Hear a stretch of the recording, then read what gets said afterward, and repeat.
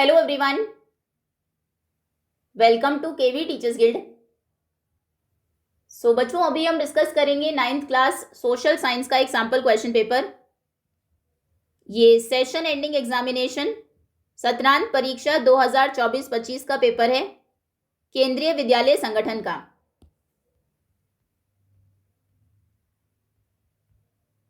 और सबसे पहले सेक्शन ए में मल्टीपल चॉइस क्वेश्चंस हैं। First is what was tights. Tights क्या था? A tax levied by the church, by the king, unit of currency in France और none of these. तो tights का मतलब था 10th, जिसमें जितना भी एग्रीकल्चरल प्रोड्यूस होगा फार्मर्स को उसका 1/10 चर्च को देना होता था। तो ये एक टैक्स था जिसे चर्च ने लगाया था। ए ऑप्शन सही है। Next is why is the period from 1793 to 1794 referred to as the reign of terror. French revolution में 1793 से 94 के पीरियड को रेन ऑफ टेरर, आतंक का शासन कहते हैं, क्योंकि उस टाइम पर वहाँ पर रेडिकल्स की गवर्नमेंट थी जिसके लीडर थे रॉबर्टस्पियर, और उन्होंने बहुत हार्श मेजर्स लिए थे उन लोगों के अगेंस्ट जो रेवोल्यूशन को अपोज कर रहे थे।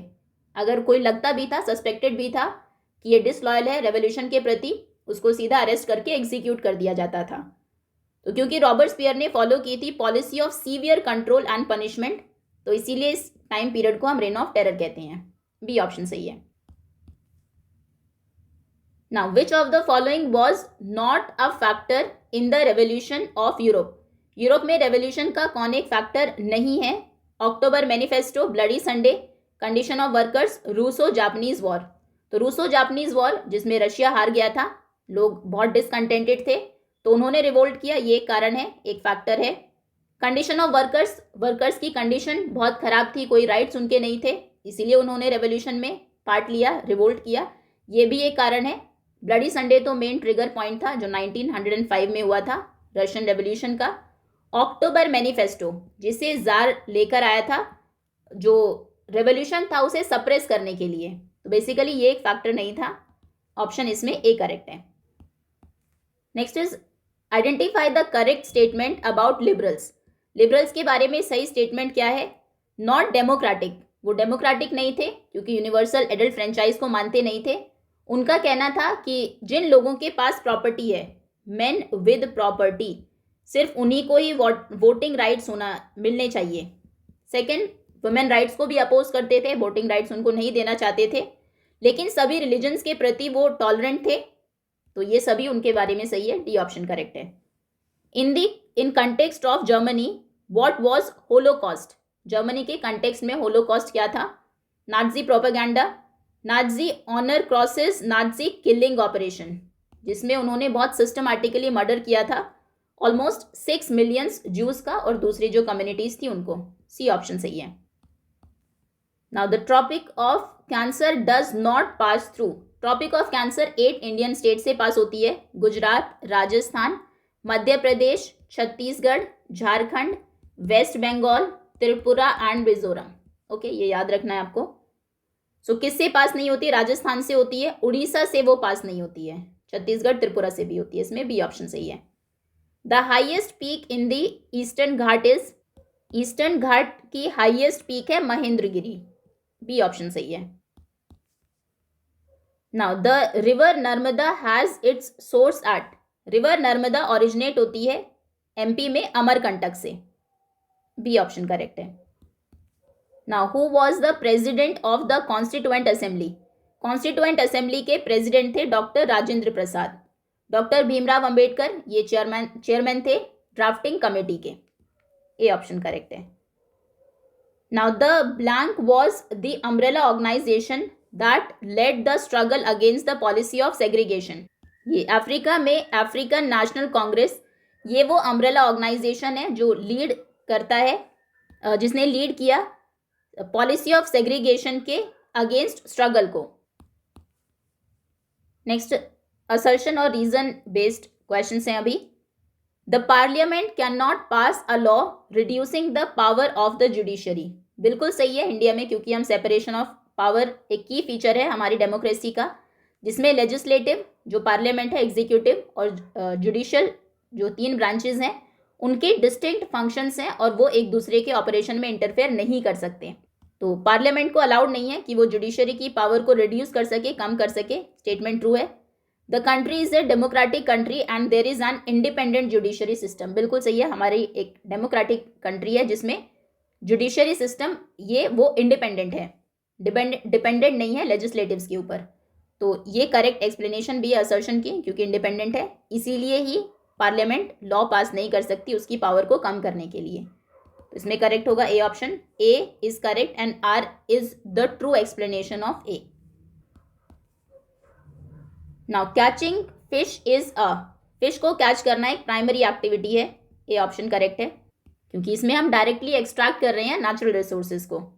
सर्व Shiksha Abhiyan provides elementary education to all the children in blank the age group of. Sarva Shiksha Abhiyan ये एलिमेंट्री एजुकेशन प्रोवाइड कराता है 6 to 14 ईयर्स के बच्चों को। D option is correct. Now which anti poverty programme provides 100 days of assured employment to the rural poor. गांव में रहने वाले जो पुअर लोग हैं, गरीब लोग हैं, कौन सा एंटी पोवर्टी प्रोग्राम है जो उन्हें 100 days का अश्योर्ड एम्प्लॉयमेंट देता है? ये है MNREGA 2005, Mahatma Gandhi national rural employment guarantee act. Now which body is responsible for conducting sample survey for estimation of poverty line. Poverty line को एस्टिमेट करने के लिए कौन, सैंपल सर्वे करने के लिए कौन सी बॉडी रिस्पॉन्सिबल है? NSSO, National Sample Survey Organisation. Now next is which of the following is not an anti poverty programme. इनमें से कौन एक एंटी पोवर्टी प्रोग्राम नहीं है? मनरेगा है, हमने देखा 100 days का अश्योर्ड एम्प्लॉयमेंट वो देता है। देन AAY अंत्योदय अन्न योजना ये भी है। PMGY प्रधानमंत्री ग्रामोदय योजना ये भी है। NSSO एक ऑर्गेनाइजेशन है जो सर्वेस कंडक्ट कराती है। ये कोई एंटी पोवर्टी प्रोग्राम नहीं है गवर्नमेंट का। डी ऑप्शन करेक्ट है। What is food security means. Food security का क्या मतलब है? Availability of food, food available हो, एक्सेसिबल हो, ये नहीं अवेलेबल है लेकिन आपकी पहुंच में नहीं है और आप उसको अफोर्ड कर सके। ये तीनों ही चीज़ें जब होगी, सभी के पास फूड अवेलेबल होगा, वो एक्सेसिबल होगा, उनकी पहुंच में होगा और इतने पैसे उनके पास हो कि वो अफोर्ड कर सके, तो यानी कि ये इंश्योर करती है food security. All of the above. Next is farmers are paid a pre announced price for their crops by FCI which is known as Food Corporation of India. एक प्री अनाउंस्ड प्राइस पे करती है farmers को उनकी crop के लिए, जिसे हम बोलते हैं MSP, minimum support price. Next is the most devastating famine of 1943 occurred in which state of India. India के किस स्टेट में सबसे डेवास्टेटिंग विनाशकारी अकाल पड़ा था? ये पड़ा था बंगाल में, जिसने वहां के लगभग 60% लोगों को अफेक्ट किया था। बी ऑप्शन करेक्ट है। The accepted average calories requirement in India is blank calories per day per person per day in urban areas. जो एवरेज कैलोरी रिक्वायरमेंट है इंडिया में रूरल गांव के लोगों के लिए वो 2400 कैलोरीज और अर्बन एरियाज में लोगों के लिए है 2100 calories per person per day. Now very short answer type questions, 2 marks के 4 क्वेश्चंस हैं इसमें। Discuss why did Nazism become popular in Germany by 1930। 1930 तक नाजिज्म इतना पॉपुलर क्यों हो गया जर्मनी में? 2 mark का क्वेश्चन है तो 2 पॉइंट्स लिख देंगे। एक तो जो वाइमर गवर्नमेंट थी वो बहुत वीक थी, लोग उससे परेशान थे, इकोनॉमिक क्राइसिस था वहाँ पर, ग्रेट डिप्रेशन जो 1929 में आया था, जिसकी वजह से बहुत सारे लोग अनएम्प्लॉयड थे, पोवर्टी बहुत ज़्यादा थी, प्राइस राइज हो रहे थे, जो एसेंशियल बेसिक चीज़ें हैं, फूड आइटम्स हैं उनके। और तीसरा हिटलर के जो स्पीचेस थे, जो उन्होंने प्रॉमिस किया स्ट्रॉन्ग जर्मनी को बनाने का, उससे लोग बहुत अट्रैक्टेड हुए। तो सबसे पहले हम लिख देंगे economic crisis, the great depression of 1929 led to unemployment and poverty। तो लोग एक स्ट्रॉन्ग लीडरशिप ढूंढ रहे थे।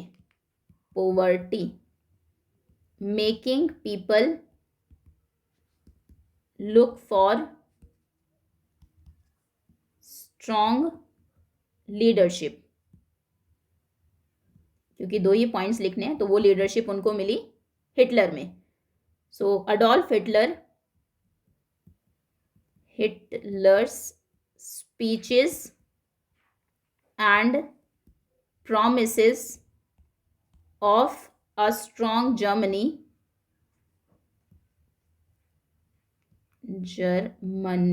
attracted many people.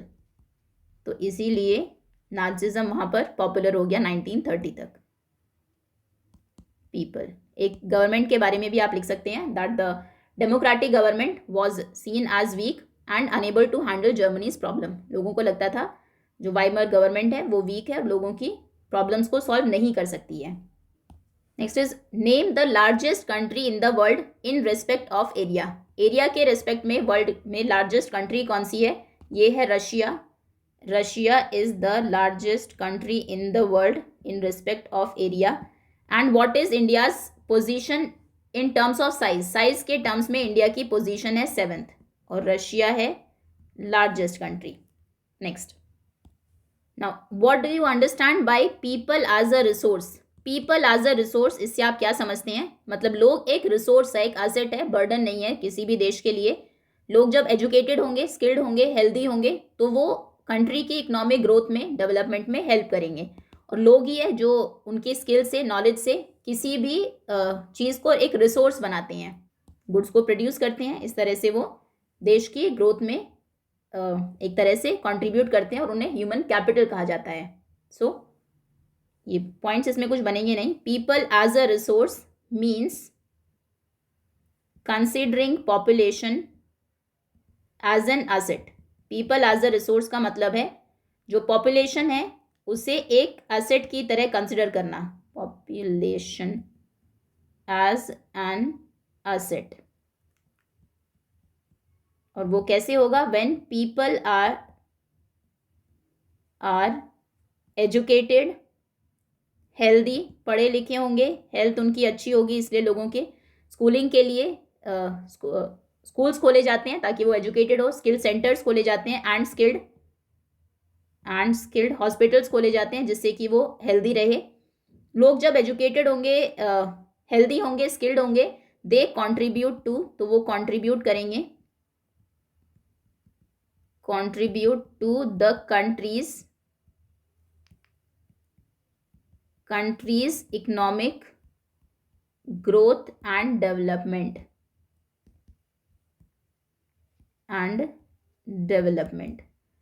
लोग ही है जो एक तरह से किसी भी नेशन में उनकी ओवरऑल प्रोग्रेस को, प्रोडक्टिविटी को इम्प्रूव करते हैं. Okay, next. Now why buffer stock is created by the government? Government buffer stock क्यों क्रिएट करती है? Food Corporation of India manage करती है बफर स्टॉक को ताकि एक तरह से फूड की शॉर्टेज ना हो. इमरजेंसी में उस फूड को जो बफर स्टॉक में यूज़ किया जा सके. तो ये इंश्योर करता है फूड सिक्योरिटी को. Ensure food security means it helps provide food. ये हेल्प करता है फूड प्रोवाइड कराने में ड्यूरिंग शॉर्टेजेस एंड इमरजेंसीज. जब फूड की शॉर्टेज होगी या फिर कोई इमरजेंसी होगी उस टाइम पर बफर स्टॉक से लोगों को फूड प्रोवाइड कराया जा सकता है. और जब शॉर्टेज होती है तो जो फूड आइटम्स हैं उनके प्राइस एकदम से राइज हो जाते हैं. तो बफर स्टॉक से फूड मिलेगा तो ये प्राइस को स्टेबलाइज भी करता है. Stabilise prices. ये प्रिवेंट करता है, prevent sharp price rise of essential goods. जो ज़रूरी चीज़ें हैं एकदम से उनके प्राइस बढ़ ना जाए. Of essential food items like wheat, rice, essential food items.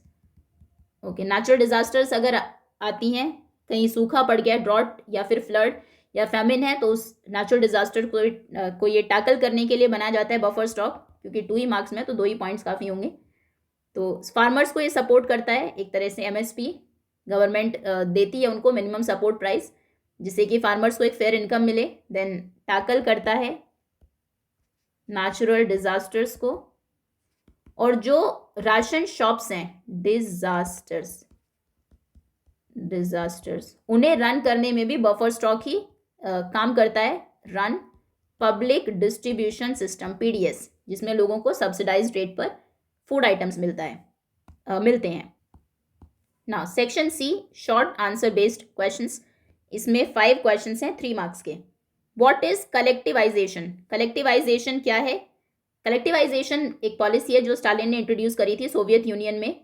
इसमें यह था कि जितने भी छोटे इंडिविजुअल फार्म्स हैं उनको सभी को ज्वाइन करके मिला के एक बड़ा फार्म बनाएंगे जिनको कोलकोज कहते थे। कोलकोजेस बनाएंगे और कोलकोजेस पर जो गवर्नमेंट है उसका कंट्रोल होगा। तो बेसिकली ताकि ये किया गया था ताकि एग्रीकल्चरल प्रोडक्शन ज़्यादा हो और स्टेट का कंट्रोल हो जाए फूड सप्लाई के ऊपर। लोगों ने इसको बहुत अपोज किया और बहुत हार्श पनिशमेंट भी उनको दी गई इसमें। Discuss any 4 main features of Stalin's collectivization programme. Stalin का जो कलेक्टिवाइजेशन प्रोग्राम था उसके 4 फीचर्स आपको लिखने हैं। तो पहले तो इस क्वेश्चन का आंसर कि कलेक्टिवाइजेशन है क्या। Collectivisation was a policy introduced by Stalin in Soviet Union। ये 1920s 1930s में की थी उसने। एंड इट एम्ड, इसका एम था to merge small individual farms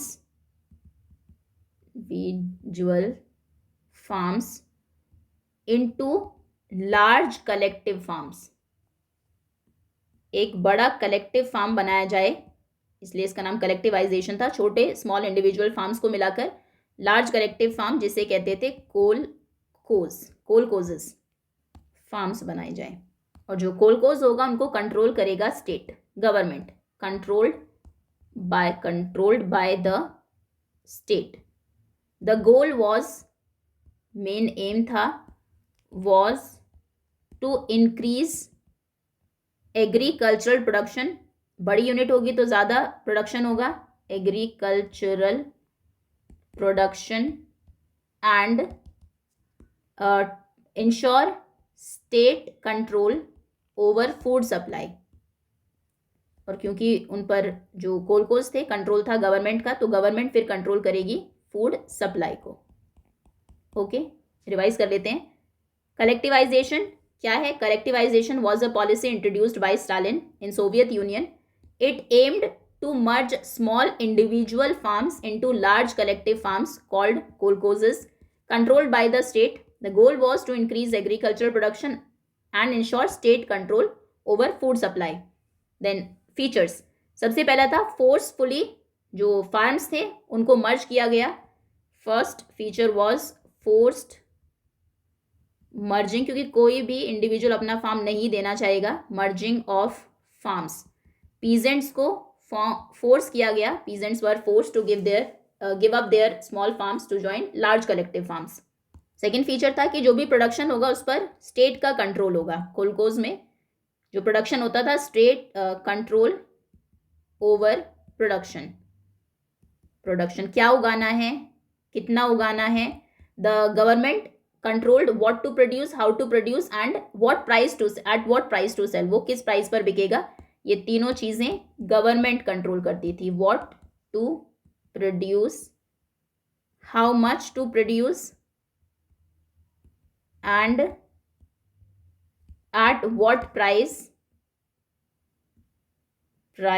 to sell. Okay, इसमें जो कुलकाज यानी कि पहले जो इंडिविजुअल फार्म्स थे उनको एलिमिनेट किया गया, एक ये इसका मेन फीचर है। और जो भी रेजिस्ट कर रहे थे कलेक्टिवाइजेशन को उनको सीवियरली पनिश किया गया। So use of harsh measures. peasants who resisted collectivization forced severe punishment, उनको लैंड फोर्सफुली ले ली गई, इवन एग्जीक्यूट भी किया गया कुछ को। और कुछ जो वेल्दी पीजेंट्स थे जिनको सोशलिज्म का एनिमीज समझा जाता था उनको भी एलिमिनेट किया गया, अरेस्ट किया गया, डिपोर्ट कर दिया गया, एग्जीक्यूट कर दिया गया। 4, ये थर्ड ही हुआ है। 4 मेन फीचर्स आपको लिखने थे। So wealthy peasants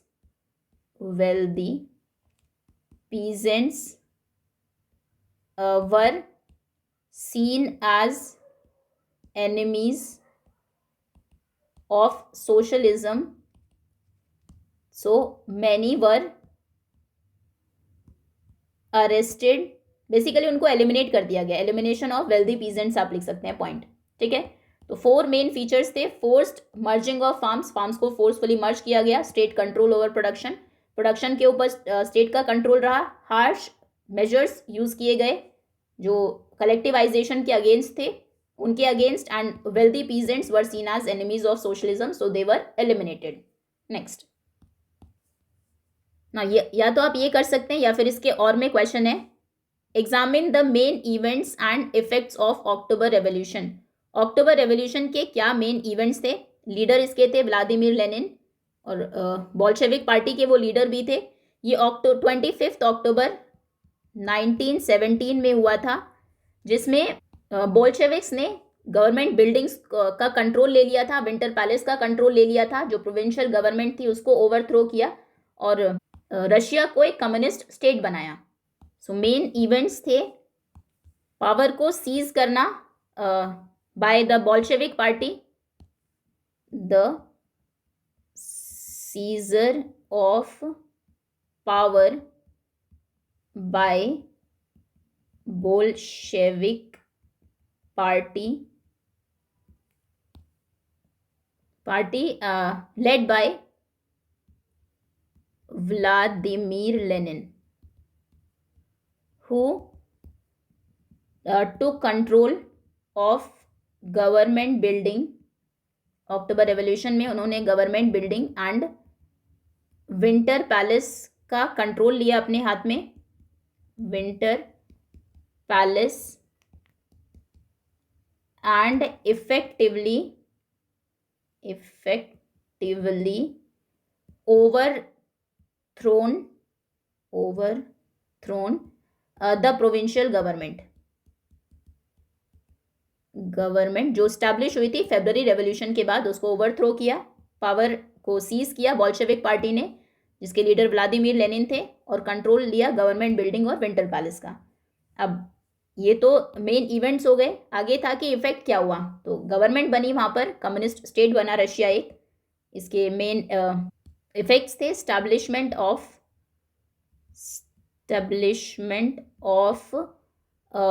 communist state in Russia,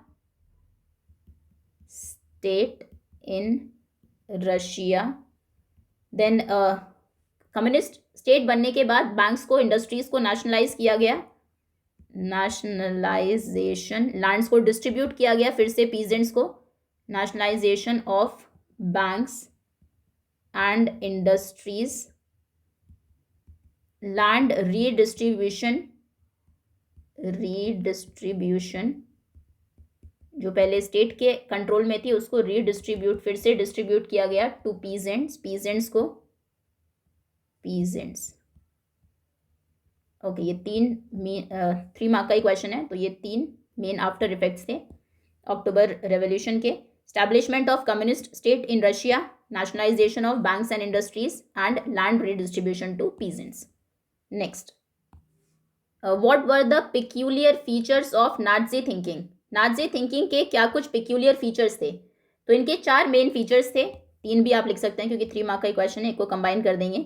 सबसे पहला रेशियल प्योरिटी, इनका कहना था कि आर्यंस जो हैं वो एक सुपीरियर रेस है, तो बाकी सभी को इन्हें एलिमिनेट करना है, racial purity. Territorial expansion and power and militarism. Power militarism को अगेन 2 पॉइंट्स भी बना सकते थे, 3 मार्क का ही है तो एक में, पावर एंड मिलिटरिज्म। अब एक्सप्लेन करेंगे। तो सबसे पहले रेशियल प्योरिटी में नाजीज का मानना था कि आर्यंस सुपीरियर है बाकियों से, they believe that Aryans were superior to other races, तो बाकी रेसेस को उन्होंने एलिमिनेट किया, जैसे ज्यूज को वो इन्फीरियर समझते थे and they thought Jews were inferior, so prosecute किया ज्यूज को through holocaust. Then territorial expansion, Nazism में नाजी चाहते थे कि जर्मनी मोस्ट पावरफुल कंट्री बने पूरे वर्ल्ड की। Nazi believed that Germany should become most powerful country in the world, so उसके लिए उन्होंने इन द वर्ल्ड जर्मनी के बॉर्डर्स को एक्सपैंड करना शुरू किया और they united all the German speaking people, जितने भी जर्मन स्पीकिंग लोग थे उन सबको उन्होंने यूनाइट करना शुरू किया। देन टोटल कंट्रोल या फिर power and militarism. Nazis believe करते थे स्ट्रॉन्ग मिलिट्री पावर में, they believed in strong military power and wanted to prepare for war. उनको लगता था कि जो मिलिट्री स्ट्रेंथ है वो किसी भी कंट्री के सक्सेस की है। They thought that military strength was key to a countries success. Then anti democracy भी आप लिख सकते हैं क्योंकि 3 मार्क में ही है, तो 3 ही पॉइंट्स हम लिखेंगे। वो डिक्टेटरशिप में बिलीव करते थे।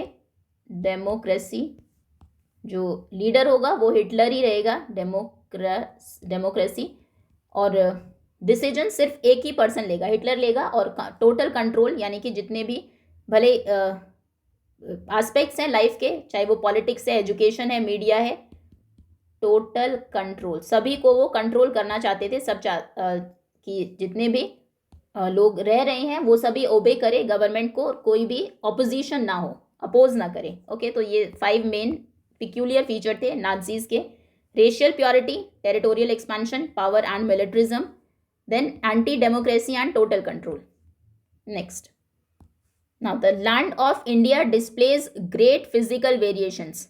इंडिया की जो लैंड है वो डिस्प्ले करती है ग्रेट फिजिकल, बहुत वैरायटी उसमें है।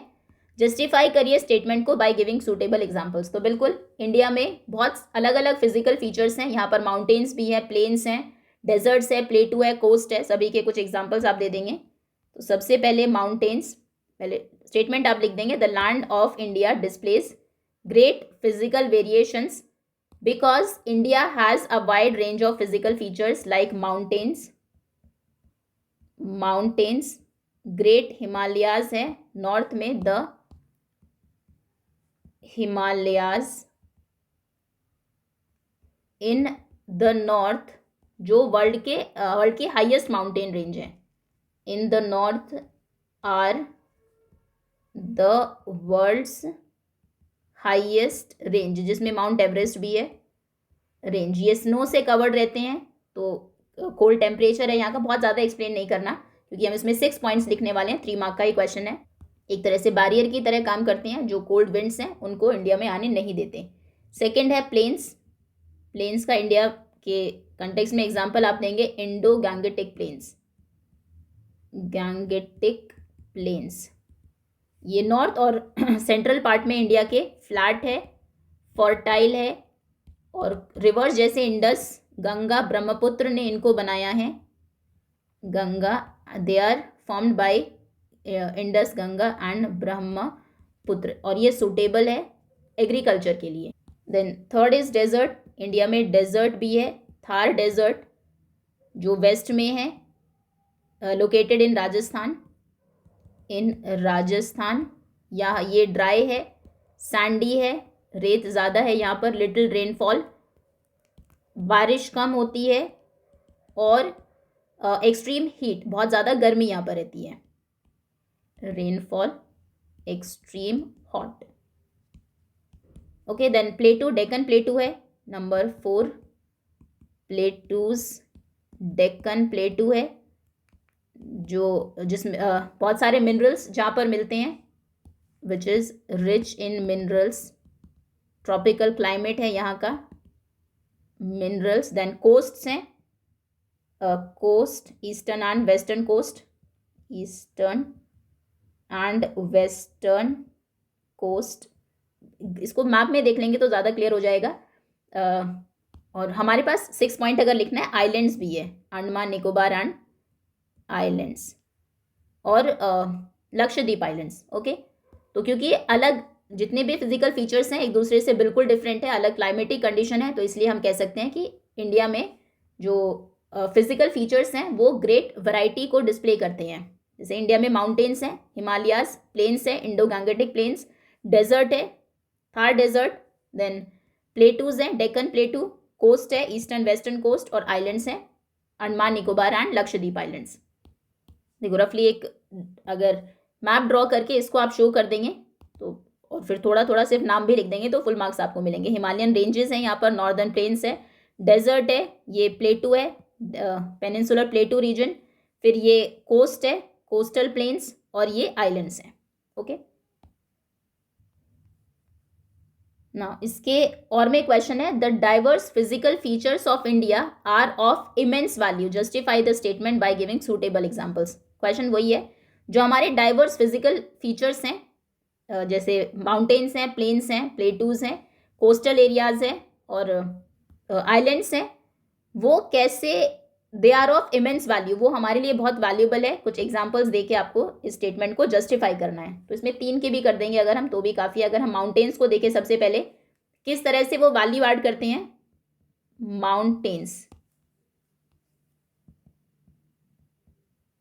माउंटेन्स क्लाइमेट को रेगुलेट करते हैं एक तरह से, बैरियर की, द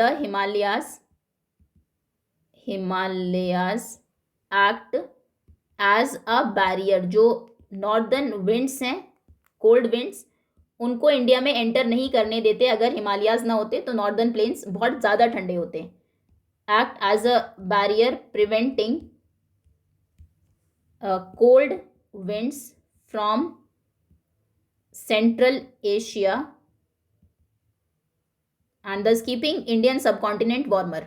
तो इससे इंडियन सबकॉन्टिनेंट को वो वार्मर रखते हैं। मॉनसून विंड्स को भी अफेक्ट करते हैं। दे ऑल्सो इन्फ्लुएंस, बहुत सारे पॉइंट्स हो सकते हैं इसमें, तो इन्फ्लुएंस मॉनसून विंड्स एक वाटर का सोर्स भी है हमारे लिए विंड्स, क्योंकि बहुत सारी रिवर्स हैं जो हिमालय से निकलती है, वाटर सोर्स, क्योंकि इसमें ग्लेशियर्स हैं, स्नो केप्ड ये है, तो बहुत सारी रिवर्स को फीड करते हैं, जैसे गंगा, इंडस, ब्रह्मपुत्र, जो फिर प्लेन से होकर बहती है, तो उनका वाटर हम यूज़ करते हैं एग्रीकल्चर में, ड्रिंकिंग में, इंडस्ट्री में। बायोडाइवर्सिटी के लिए माउंटेन्स बहुत इंपॉर्टेंट है।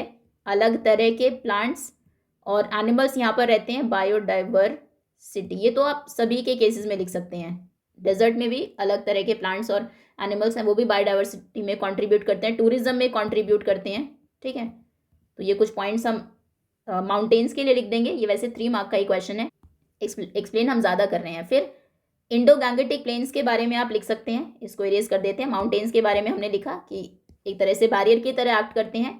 क्वेश्चन था कि कैसे ये फिजिकल फीचर्स इंडिया में वैल्यू ऐड करते हैं, बैरियर की तरह एक्ट करते हैं। सेंट्रल एशिया से जो कोल्ड विंड्स आती है उनको रोकते हैं, इंडिया का जो टेम्परेचर उसको वार्मर रखते हैं, मॉनसून विंड्स को भी इन्फ्लुएंस करते हैं, और ये वाटर का भी सोर्स है, बहुत सारी रिवर्स को फीड करते हैं जो फिर प्लेन से होकर बहती है। बायोडाइवर्सिटी में कंट्रीब्यूट करते हैं, अलग तरह के प्लांट्स, एनिमल्स यहाँ पर मिलते हैं, और टूरिज्म में भी इम्पॉर्टेंट, टूरिज्म को भी अट्रैक्ट करते हैं, टूरिस्ट को भी अट्रैक्ट करते हैं। सेकेंड, गैंगेटिक प्लेन्स एग्रीकल्चर के लिए बहुत इंपॉर्टेंट है। एग्रीकल्चर जो, क्योंकि यहाँ की जो लैंड है वो एक्सट्रीमली फर्टाइल है, एक्सट्रीमली फर्टाइल लैंड, बहुत सारी रिवर्स यहाँ से होकर बहती है, तो एक तरह से इरिगेशन के लिए जो क्रॉप्स हैं उनको वाटर मिल जाता है। कुछ जो इम्पॉर्टेंट क्रॉप्स है, वीट, राइस, शुगर केन, वो इंडो गैंगेटिक प्लेन में ग्रो करती है। पॉपुलेशन डेंसिटी, सबसे ज़्यादा पॉपुलेशन यहीं पर रहती है, डेंस पॉपुलेशन को सपोर्ट करते हैं क्योंकि लैंड फर्टाइल है, अबंडेंट वाटर है, फूड प्रोडक्शन आसानी से हो जाता है। प्लेन लैंड है तो सेटलमेंट ईजी है। रिवर के थ्रू ट्रांसपोर्टेशन भी होता है, ट्रांसपोर्टेशन और ट्रेड में भी हेल्प करते हैं, एंड ट्रेड। ओके, बहुत सारी इंपॉर्टेंट सिटीज़ हैं जो इन रिवर्स के बैंक्स पर सिचुएटेड है, वो भी एक आप लिख सकते हैं। तीसरा हम एक्सप्लेन कर देते हैं डेक्कन प्लेटू को। डेक्कन प्लेटू, ये जो मिनरल्स हैं उसमें रिच है, मिनरल के रिसोर्सेज हैं, rich in minerals, mineral resources, जैसे कोल, आयरन ओर, मैग्नीज, बॉक्साइट यहाँ से हमें मिलता है डेक्कन प्लेटू से। कुछ इंपॉर्टेंट क्रॉप्स हैं जो यहीं पर उगती है, जैसे कॉटन है। एग्रीकल्चर भी यहाँ पर होता है, agriculture, cotton, tobacco and ground nuts grow होती है यहाँ पर। कुछ इंपॉर्टेंट रिवर्स भी है, Godavari, Krishna. Then moderate climate रहता है जो एग्रीकल्चर के लिए, सेटलमेंट के लिए बहुत सूटेबल है। देन जैसे 3 ही पॉइंट्स आप एक्सप्लेन कर दे तो काफ़ी है। डेजर्ट को भी अगर हम करें कि डेजर्ट किस तरह से वैल्यू ऐड करते हैं, ये लाइवलीहुड के लिए, एरिड भले ही है लेकिन पैस्चर्स बहुत सारे यहाँ पर मिल जाते हैं, तो ग्रेजिंग के लिए अच्छे हैं। कुछ इंपॉर्टेंट क्रॉप्स भी है जो डेजर्ट्स में राजस्थान में उगती है, जैसे मिलेट्स, बाजरा और बारले, जो बारले, ठीक है। और यहाँ की जो स्पीशीज़ हैं वो बाकी जगहों से बिल्कुल डिफरेंट होती है, जिस तरह से उन्होंने अडाप्ट किया है प्लांट की, एनिमल की स्पीशीज़ को यहाँ पर रहने के लिए, और टूरिज्म को अट्रैक्ट करते हैं।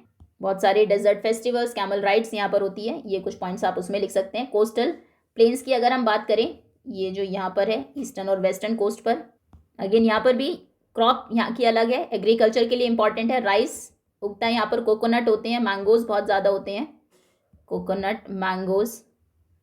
एंड टूरिज्म के लिए बीचेस, क्योंकि यहाँ पर है, सी स्पोर्ट्स हैं, सीनिक ब्यूटी है यहाँ की, तो टूरिज्म को प्रमोट करते हैं।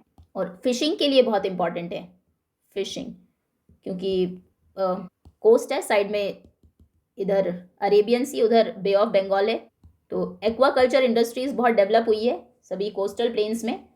ओके, चलिए, दैट्स ऑल स्टूडेंट्स। नेक्स्ट आगे आते हैं, why do we need a parliament. Parliament की ज़रूरत हमें क्यों है? सबसे पहले लॉज बनाने के लिए, कानून बनाने के लिए, लॉ मेकिंग, क्योंकि पार्लियामेंट रिस्पॉन्सिबल होती है for making laws and amending laws also. जो पुराने कुछ लॉज हैं जिनमें अभी बदलाव की ज़रूरत है, वो भी काम पार्लियामेंट ही करती है। तो ये हेल्प करती है ऑर्डर, जस्टिस और सोसाइटी में फेयरनेस मेंटेन करने के लिए। सेकेंड है, लोगों को रिप्रेजेंट करती है, रिप्रेजेंटेशन ऑफ पीपल। लोग जिन मेंबर्स को चूज़ करते हैं वोटिंग के थ्रू, वो फिर जाके पार्लियामेंट में बैठते हैं, डिसीजन लेते हैं। मतलब बेसिकली लोगों के बिहाफ पर वो बोलते हैं, जो इंपॉर्टेंट इश्यूज होते हैं पब्लिक के, वो लोग उन तक पहुंचाते हैं, जो मेंबर्स हैं पार्लियामेंट के, और फिर वो उन्हें रेज करते हैं पार्लियामेंट में। ओके, तो आप कह सकते हैं कि लोगों को वॉइस देती है पार्लियामेंट, और गवर्नमेंट को कंट्रोल करती है, कंट्रोल द गवर्नमेंट। गवर्नमेंट के एक्शंस यहाँ पर डिस्कस होते हैं कि कुछ उनकी पॉलिसीज से रिलेटेड, जो एक्सपेंडिचर खर्च उन्होंने किए हैं उससे रिलेटेड, बजट से रिलेटेड।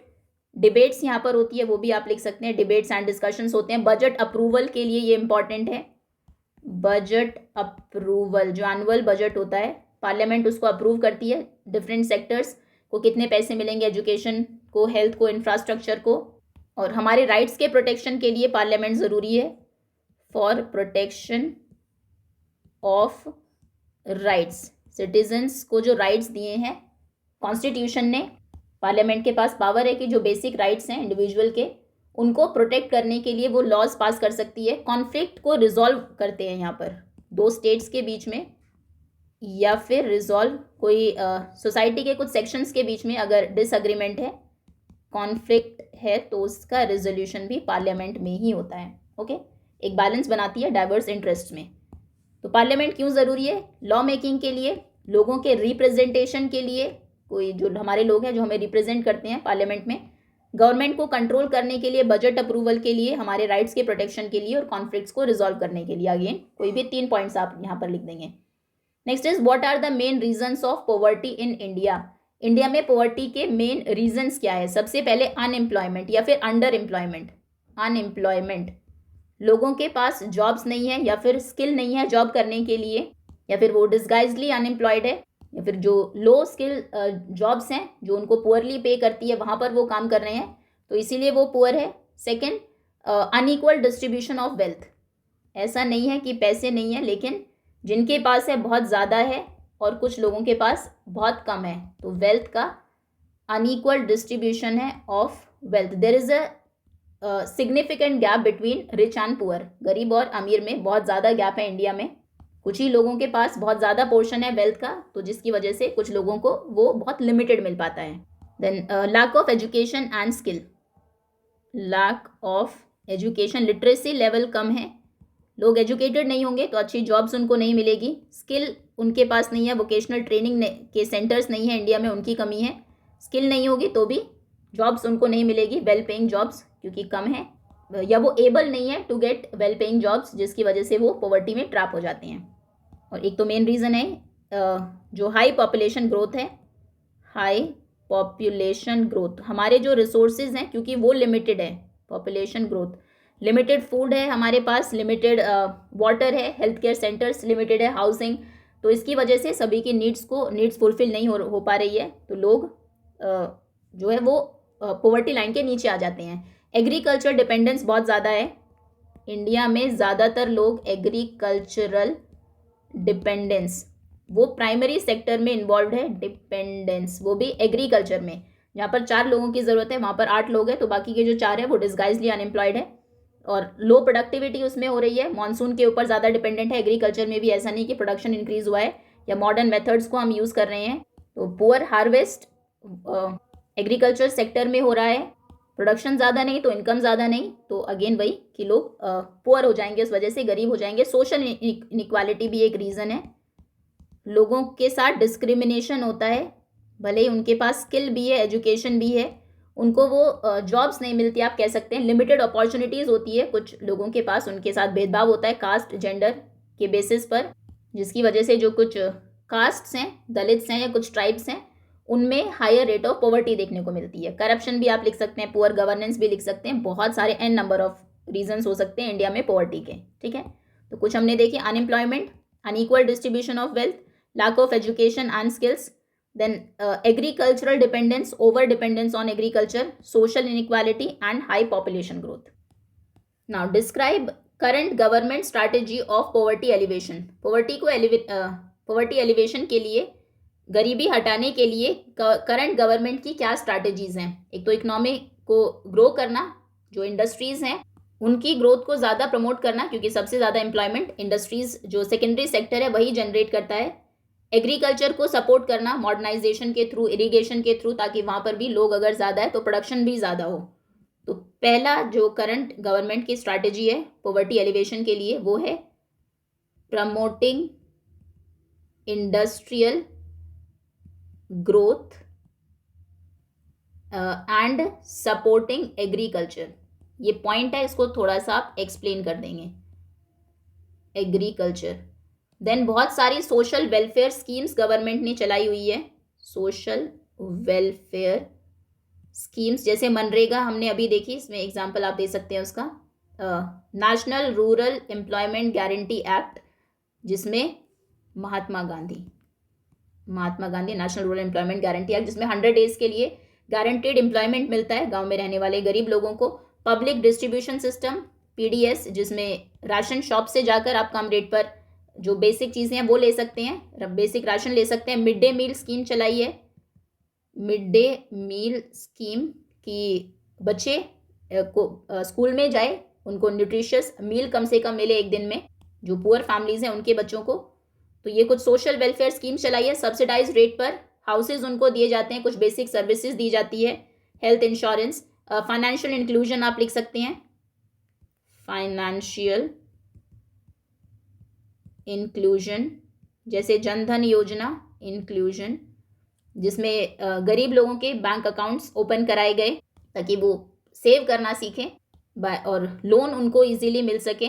फिर गवर्नमेंट कुछ जो सेल्फ हेल्प ग्रुप्स हैं उनको फाइनेंस भी करती है, स्पेशली जो रूरल एरियाज़ में लोग अगर कोई छोटा बिजनेस स्टार्ट करना चाहते हैं, स्पेशली वुमेन, तो स्मॉल लोन्स उनको मिलते हैं गवर्नमेंट की तरफ से, बेसिकली बैंक्स देते हैं to start business and improving their economic situation.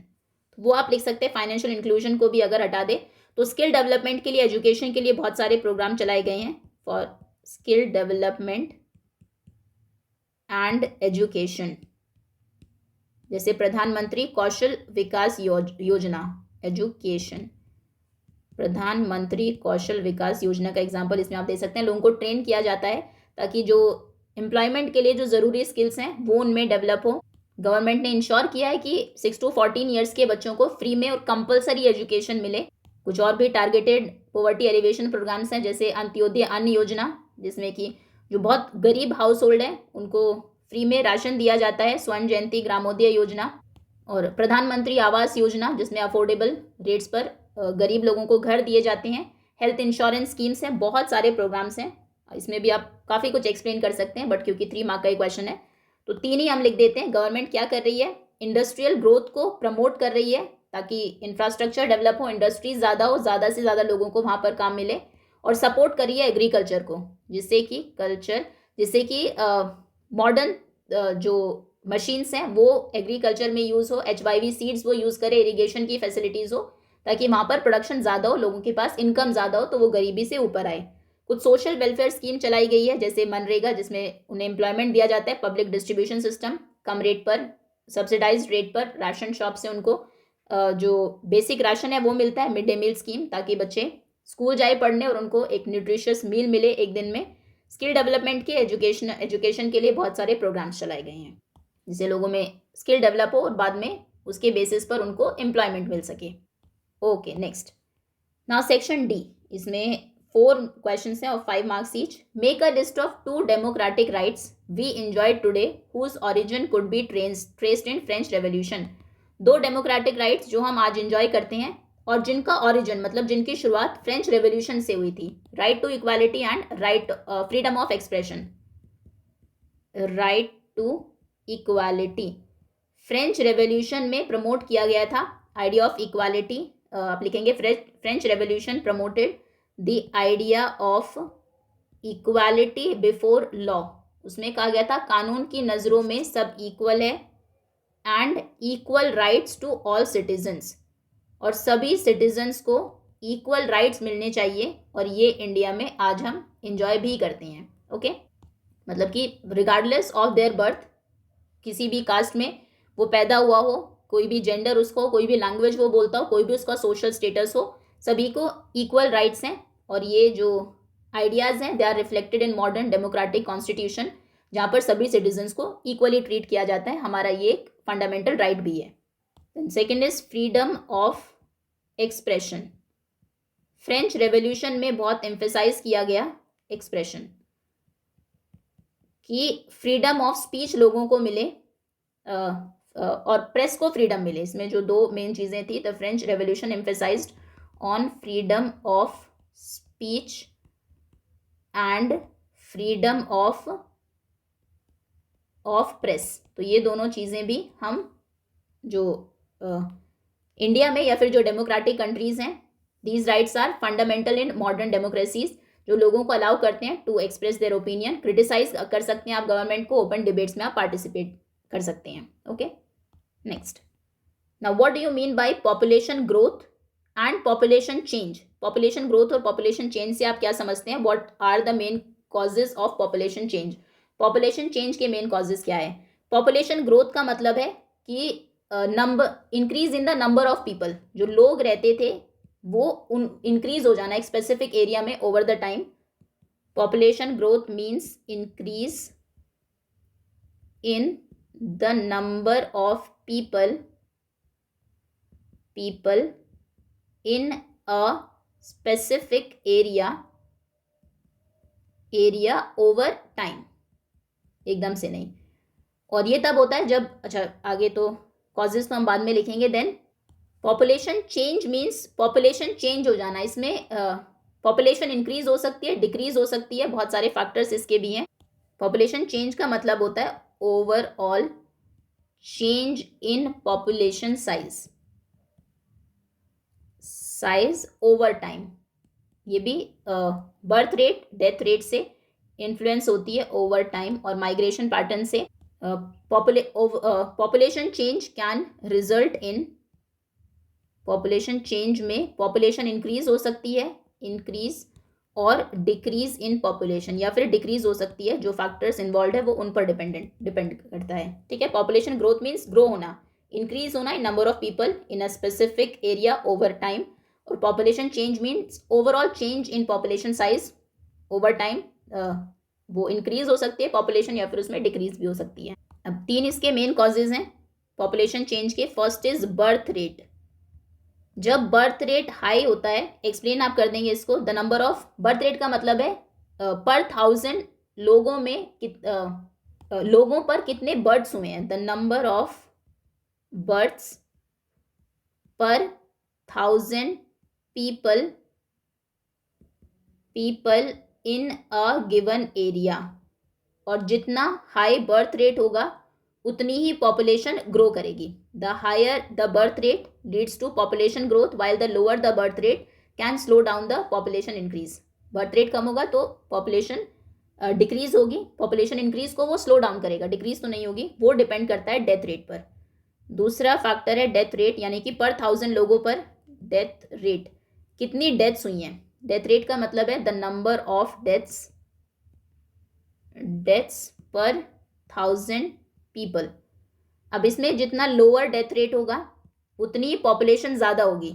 Lower death rate अगर है, कम लोगों की डेथ हुई है तो पॉपुलेशन बढ़ेगी, और अगर डेथ रेट हाई है तो पॉपुलेशन कम होगी। और तीसरा इंपॉर्टेंट फैक्टर है माइग्रेशन। माइग्रेशन मतलब जो लोगों की जो मूवमेंट है, the movement of people into and out of, into जिसको इमिग्रेशन बोलते हैं एंड आउट ऑफ जिसको एमिग्रेशन बोलते हैं, आउट ऑफ अ रीजन, वो अफेक्ट करता है पॉपुलेशन चेंज को। अगर ज़्यादा लोग मूव इन करते हैं, if more people move in to the area then, जो जा रहे हैं then leave, then the population will grow and then vice versa. Okay, next. Now explain any 5 points in favour of democracy. Democracy के favour में 5 points आपको बताने हैं। Democracy equality को प्रमोट करती है, प्रमोट इक्वालिटी, क्योंकि इसमें यूनिवर्सल एडल्ट फ्रेंचाइज होता है। डेमोक्रेसी का बेसिस ही यही है कि सभी लोगों को के पास 1 पर्सन 1 वोट हो, तो सभी सिटीजन्स को इक्वल राइट दिए जाते हैं, including right to vote, regardless of their social status, their gender, their caste, their wealth, कोई कितना वेल्दी है, उन सबको छोड़कर सभी के पास इक्वल वोटिंग राइट्स होते हैं। तो इक्वालिटी को प्रमोट करती है डेमोक्रेसी। लोगों के फंडामेंटल राइट्स को प्रमोट करती है, प्रोटेक्ट करती है, प्रोटेक्ट्स फंडामेंटल राइट्स, जो बेसिक राइट्स हैं, राइट्स। और फ्रीडम है, freedom of speech, freedom of religion, right to information, उनको लॉज के थ्रू प्रोटेक्ट किया जाता है डेमोक्रेसी में। ये गवर्नमेंट की को ज़्यादा अकाउंटेबल बनाती है, गवर्नमेंट अकाउंटेबिलिटी ज़्यादा रिस्पॉन्सिबल बनाती है बेसिकली, क्योंकि अकाउंटेबिलिटी, क्योंकि गवर्नमेंट को डर होता है अगर वो अभी काम नहीं करेगी तो नेक्स्ट टाइम लोग उनको वोट नहीं देंगे, क्योंकि डेमोक्रेसी में एक टाइम पीरियड के बाद दोबारा इलेक्शन होते हैं। ये मोनार्की की तरह नहीं है कि एक ही पर्सन रहेगा। उनके पास, उनके ऊपर ज़्यादा प्रेशर होता है to fulfil the needs and expectations of the citizens. लोगों की जो उनसे उम्मीदें हैं उनको पूरा करना है। If they fail to meet the needs and expectation of the citizens, अगर वो फेल रहे then they can be voted out during the next election. अगले इलेक्शन में उनको वोट आउट भी किया जा सकता है। देन डेमोक्रेसी में जो कॉन्फ्लिक्ट्स होते हैं उनको पीसफुली रिजॉल्व किया जाता है, पीसफुल रेजोल्यूशन ऑफ कॉन्फ्लिक्ट्स। अगर जो ऑपोजिशन पार्टी है वो गवर्नमेंट की किसी पॉलिसी से अग्री नहीं करती है तो पार्लियामेंट में उसके ऊपर डिबेट्स होती हैं, डिस्कशंस होते हैं, या उनको करेक्ट करने का एक लीगल सिस्टम भी है। वायलेंस और फोर्सफुली यहाँ पर काम नहीं होता है। और एक और अगर फेवर में लिखना है, फेवर ऑफ डेमोक्रेसी, ये पार्टिसिपेशन को इंक्रीज करती है बेसिकली। डिसीजन मेकिंग में जो लोग हैं वो डिसीजन मेकिंग को अफेक्ट करते हैं, भले इनडायरेक्टली या फिर डायरेक्ट डेमोक्रेसी भी होती है। तो इससे जो सिटीजन्स हैं वो वैल्यूड फील करते हैं, ये आप लिख सकते हैं। या फिर डेमोक्रेसी में डाइवर्सिटी को रेस्पेक्ट किया जाता है, रेस्पेक्ट फॉर डाइवर्सिटी, क्योंकि 1 पर्सन 1 वोट है, ऐसा नहीं है कि कोई किसी को कम समझा जाता है या फिर उनके वोट की वैल्यू कम है। तो जो डाइवर्स ओपिनियंस है, कल्चर्स है, रिलीजन्स हैं, सभी डेमोक्रेसीज में सभी को रिस्पेक्ट किया जाता है, सभी को अकोमोडेट किया जाता है। ओके, ये 5 पॉइंट्स आप लिख सकते हैं। Next, you are an office incharge for ensuring free and fair elections in assembly constituency in a state. एक स्टेट की कॉन्स्टिट्यूएंसी के लिए आप में फ्री और फेयर इलेक्शंस कराने के लिए आपको ऑफिस इंचार्ज बनाया गया है। So as an office incharge which 2 things will you focus for free and fair campaign. Free और फेयर कैंपेन के लिए आप क्या 2 चीज़ें करेंगे? सबसे पहले तो वोटर को एजुकेट करना है, अवेयर करना है किस तरह से वोट देना है, किसी के इन्फ्लुएंस में नहीं आना है फर्स्ट, या फिर इंश्योर आप करेंगे कि वोटर को कोई भी प्रेशराइज ना करे वोट करने के लिए। तो फर्स्ट इज वोटर एजुकेशन। अब क्योंकि 2 ही पॉइंट्स पूछे हैं और ये 5 मार्क का क्वेश्चन है तो एक पॉइंट को काफ़ी एक्सप्लेन आपको करना है ताकि 2.5 मार्क्स का वो आंसर बन जाए। वोटर एजुकेशन एंड अवेयरनेस, इसमें आप लिख सकते हैं that I would organise voter education programme to ensure that citizens are aware of their right to vote. लोग अवेयर हो कि उनके पास अधिकार है वोटिंग का और क्या क्यों इम्पॉर्टेंट है voting, and the importance of voting responsibility, कितनी ये बड़ी रिस्पॉन्सिबिलिटी है, क्या उसका प्रोसेस है, उनको आप एक्सप्लेन करेंगे how to vote, where to vote and what documents are needed, और इंश्योर करेंगे कि सभी वोटर का जो डिसीजन है वो प्राइवेट रहे। कोई भी उनको बताएंगे कि किस तरह से जो सीक्रेट बैलेट है उसकी क्या इंपॉर्टेंस है, और किसी से भी आपको कोई भी आपके डिसीजन को अफेक्ट ना करे, उसको आप इंश्योर करेंगे। सेकंड, इंश्योर करेंगे कि क्योंकि वोटर्स के साथ साथ उस टाइम पर जब इलेक्शंस होते हैं उससे पहले बहुत सारी पार्टीज भी एक्टिव होती है कैंपेनिंग में, तो इंश्योर करेंगे कि जितनी भी पार्टीज हैं उनको इक्वल एक्सेस मिले, कोई भी डिस्क्रिमिनेशन उनके साथ ना हो। Second, ensuring equal access and preventing discrimination आप लिखेंगे I would ensure that all political parties and candidate have equal access to public space. ऐसा नहीं कि एक ही सिर्फ कैंपेनिंग कर रहे हैं, दूसरे को स्पेस नहीं मिला। एंड कोई भी इंश्योर करेंगे कि कोई भी कैंडिडेट अनफेयर प्रैक्टिस को यूज़ ना करे, जैसे वोटर को ब्राइब करना या फिर कोई मिस इन्फॉर्मेशन देना या फिर कास्ट या रिलीजन के बेसिस पर वोट मांगना, तो ये सब अलाउ नहीं करेंगे। No candidate is allowed to use unfair practices such as bribing voters, spreading misinformation और using religion और cause for political gain। Okay, ये दो चीज़ें आप कर सकते हैं to focus on free and fair election campaign। Okay, next. Now section C, case based questions. इसमें आपको पैराग्राफ गिवन है और फिर नीचे कुछ क्वेश्चंस हैं। So in summer the mercury occasionally touches 50 degrees Celsius in some part of the Rajasthan desert, whereas it may be around 20 degrees Celsius in Pahalgam in Jammu and Kashmir. On winter night, temperature of Dras in Jammu and Kashmir may be as low as minus 45 degrees Celsius. Thiruvananthapuram, on the other hand, may have a temperature of 22 degrees Celsius. There are variations not only in the form and type of precipitation, but also in its amount and the seasonal distribution. While precipitation is mostly in the form of snowfall in upper parts of Himalayas, it rains over the rest of the country. The annual precipitation varies from over 400 centimeter in Meghalaya to less than 10 centimeter in Ladakh and western Rajasthan. Most part of the country receives rainfall from June to September due to southwest monsoon, but some parts like Tamil Nadu coast gets a large portion of their rain during October and November. In general, coastal areas experience less contrast in temperature conditions. Seasonal contrasts are more in interior of the country. There is decrease in rainfall generally from east to west in the northern plains. These variations have given rise to variety in lives of people in terms of food they eat, the clothes they wear, and also the kind of houses they live in. Okay. पहला question है, in which part of India the temperature rises up to 50 degrees Celsius during summers? Summers में कहाँ का temperature 50 degree Celsius तक पहुंच जाता है? Rajasthan desert का।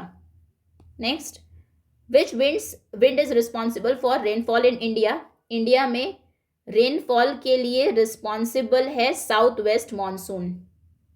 Next, what is the impact of weather variations in different parts of India? India में weather variation के क्या इम्पैक्ट्स हैं? ये अफेक्ट करता है लोगों को, फूड दे ईट, कौन सा खाना वो खाएंगे, कि जिस तरह का वेदर होगा, जिस तरह की क्रॉप्स वहाँ पर उगेगी, मोस्टली वही लोग ज़्यादा खाते हैं जो इजीली अवेलेबल है पास में। कैसे वो कपड़े पहनेंगे, ठंड जहाँ पर ज़्यादा होती है वहाँ का जो क्लोथिंग स्टाइल है वो डिफरेंट होगा। साउथ में आप जाएंगे वहाँ पर अलग तरह का होगा, बीच में सेंटर में प्लेटूज में या नॉर्दर्न प्लेन्स में अलग तरह का होगा। The kind of houses they live in, किस तरह के हाउसेज में वो रहेंगे, ये भी वेदर वेरिएशन इस चीज़ को भी इम्पैक्ट करता है। ओके, नेक्स्ट, फिर से एक टेक्स्ट गिवन है, क्वेश्चन को आंसर करना है। The NHRC national human rights commission can not by itself punish the guilty, that is responsibility of courts. The NHRC is there to make independent and credible inquiry into the case of violation of human rights.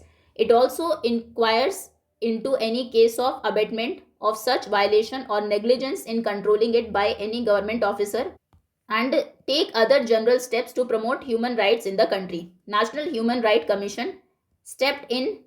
This is an independent commission set up by law in 1993, like judiciary. The commission is independent of the government. The commission is appointed by the president and includes retired judges, officers, and eminent citizens.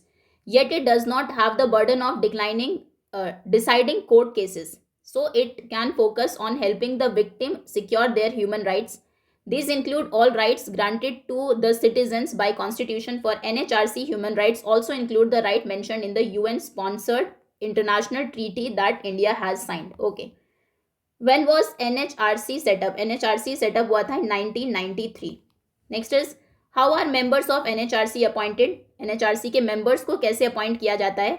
इनको appoint किया जाता है by the president and includes, इसमें included होते हैं retired जजेस, officers and eminent citizens. In what type of activities in NHRC involve? NHRC involve होता है किस तरह की एक्टिविटीज में? ये देखता है ये इंक्वायर करता है into the cases of violation of human rights.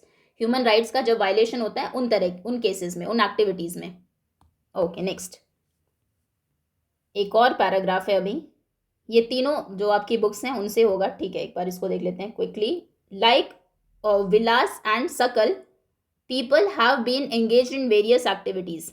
We saw that Vilas sold fish and Sakal got a job in the farm. The various activities have been classified into three main sectors: primary, secondary and tertiary. Primary sector includes agriculture, forestry, animal husbandry, fishing, poultry farming, mining and quarrying. Manufacturing sector, manufacturing is included in secondary sector. Trade, transport, communication, banking, education, health, tourism, services, insurance are etc. are included in tertiary sector. The activities in this sector result in the production of goods and services. These activities add value to the national income. These activities are called economic activities. Economic activities has two parts: market activities and non-market activities. Market activities involve remuneration to anyone who perform such that activities performed for pay or profit. These include production of goods and services including government service. Non-market activities are the production for self-consumption. Questions है, in which sector manufacturing is included? Manufacturing included है secondary sector में. So ये था, manufacturing is included in secondary sector. Next is, which activities are called economic activities? किन activities को हम economic activities कहते हैं? The activities in this sector production goods, these activities are value to the, the activities in which involve production of goods and services. वो activities जिनमें goods और services का production होता है, जो नेशनल इनकम में वैल्यू ऐड करती है, उन्हें बोलते हैं इकोनॉमिक एक्टिविटीज. ठीक है, थोड़ा सा एडजस्ट कर लेंगे आप. Define market activities. Market activities involve remuneration to anyone who perform. कोई भी जो परफॉर्म करता है उसको जो रेम्यूनरेशन मिलता है, वो पे मिले भले ही या फिर प्रॉफिट मिले, उसे हम बोलते हैं market activities. Okay, give an example of primary sector. Primary sector के बहुत सारे एग्जाम्पल्स आपको गिवन है यहाँ पर. एग्रीकल्चर, फॉरेस्ट्री, एनिमल हस्बेंड्री, कोई भी एक आप दे देंगे. अच्छा, ये 4th क्वेश्चन हमने पहले देख लिया था. That's all. अभी तक जो तीनों पैराग्राफ्स आई हैं, सभी क्वेश्चन के आंसर्स आपको पैराग्राफ में मिल गए हैं. ये जैसे आप इंग्लिश में जो फर्स्ट कॉम्प्रिहेंशन के लिए पैराग्राफ होता है उसको करते हैं, उसकी तरह है ये. लेकिन जनरली ऐसा नहीं होता है एग्जाम में. सैम्पल पेपर में उन्होंने इस तरह से दिया, या फिर हो सकता है आए भी. कई बार ऐसा होता है कि क्वेश्चन के आंसर्स आपको वहाँ पर नहीं मिलेंगे ऊपर. वो जनरल एक पैराग्राफ दिया जाएगा और आंसर्स जो होंगे वो खुद से आपको लिखने होते हैं, तो वो भी आप ध्यान रखेंगे. Okay, next. On the given outline political map of Europe, identify the country marked as box in the, okay यहाँ नीचे होगा. ठीक है, ये एक यूरोप का मैप आपको गिवन है. इसमें 2 कंट्रीज को बॉक्स में शो किया गया है. उनके करेक्ट नाम आपको लिखने हैं. अच्छा, बस नाम ही लिखने हैं, कुछ हिंट इसमें नहीं है. ठीक है, देख लेते हैं. तो ये है फ्रांस और ये है जर्मनी. Okay, next. क्योंकि फ्रेंच रेवोल्यूशन और ज्यूज़ के बारे में काफ़ी कुछ है आपके चैप्टर्स में जो इस बार एग्जाम में आ रहे हैं, तो इसलिए ये दोनों कंट्रीज़ कहाँ पर है वो आपको पता होना चाहिए. लोकेट करने के लिए भी आ सकती है ना. On the given map of India, अभी इंडिया का भी एक मैप गिवन है. आपको शो करना है चिल्का लेक. चिल्का लेक है उड़ीसा में, अभी देख लेंगे. Then Sariska wildlife sanctuary, ये है राजस्थान में, एंड वुलर लेक ये है जम्मू एंड कश्मीर में. Okay, Chilka lake, Sariska and Wular. So ये तो चिल्का तो बिल्कुल यहीं पर है almost. Chilka lake, then Sariska wildlife sanctuary, Sariska wildlife sanctuary and Wular lake. Okay, next. ना नेत्रहीन छात्रों के लिए, जो बच्चे मैप को नहीं देख सकते हैं, ये उनके लिए क्वेश्चंस हैं. Name the place where the French revolution was started. French revolution start हुआ था पेरिस से. Name one country which was with allied power during the first world war. First world war में एलाइड पावर्स में बहुत सारी countries थी. Britain था, France था, रशिया था, किसी भी एक का नाम आप लिख देंगे. इटली था, यूनाइटेड स्टेट्स था, जापान था, तो लिख देते हैं ब्रिटेन. एक का ही नाम लिखना है. Next. Name the state from where river Ganga flows. Name the states, उन सभी स्टेट्स के नाम लिखने हैं रिवर गंगा जहाँ से बहती है. उत्तर प्रदेश, ऊपर से शुरू करते हैं. सबसे पहले उत्तराखंड, देन उत्तर प्रदेश, बिहार, बिहार एंड वेस्ट बंगाल. झारखंड भी है इसमें, Jharkhand. Okay. Name the areas where evergreen forests are found. ये पूरे वर्ल्ड में अगर हम देखें तो अमेजोन बेसिन में मिलते हैं, अमेजोन बेसिन. और अगर इंडिया में पूछा है तो अंडमान निकोबार आइलैंड्स पर और वेस्टर्न घाट्स में. Western Ghats and Andaman and Nicobar islands. Okay, चलिए, दैट्स ऑल स्टूडेंट्स. अच्छा, एक और है यहाँ पर. Name the island group situated in Arabian sea. Arabian sea में सिचुएटेड है लक्षद्वीप. बे ऑफ बंगाल में है Andaman and Nicobar. That's all students. ये था 9th क्लास सोशल साइंस का एक सैम्पल क्वेश्चन पेपर. होपफुली सभी क्वेश्चंस आपको अच्छे से समझ में आ गए होंगे. Thank you so much for watching.